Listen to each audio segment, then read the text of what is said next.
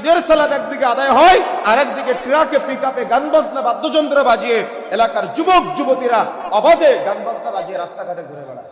কতটুকু মূল্যবোধের অবক্ষয় না হলে এরা আজকে ঈদের দিন সকালে প্রত্যেকটা মোড়ে মোড়ে বক্স বাজিয়ে গান বাজনা বাদ্যযন্ত্রের আয়োজন করে, বক্স বাজিয়ে গান বাজনা বাদ্যযন্ত্রের আয়োজন করে, তো করে লটারির আয়োজন করে, নারী পুরুষের একসাথে বিভিন্ন রকম ওই কি বলে যাত্রাপালার আয়োজন করে।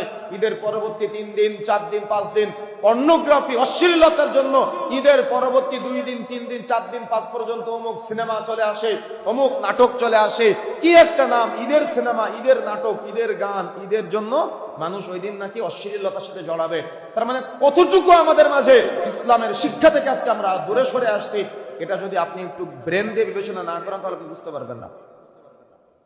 চিন্তা করেন, আপনি দেখেন বিষয়গুলো মিলান, সমাজের বাস্তব চিত্রগুলো যদি এভাবে চলতে থাকে তাহলে সমাজ কিভাবে আদর্শিত হবে, কিভাবে? আর এই সমাজ যারা পরিবর্তন করবে তাদের মাঝে যদি মানবতা না থাকে, তাদের মাঝে যদি মূল্যবোধ না থাকে, তাহলে এই সমাজ আরো পরিবর্তন হওয়া সম্ভব নয়।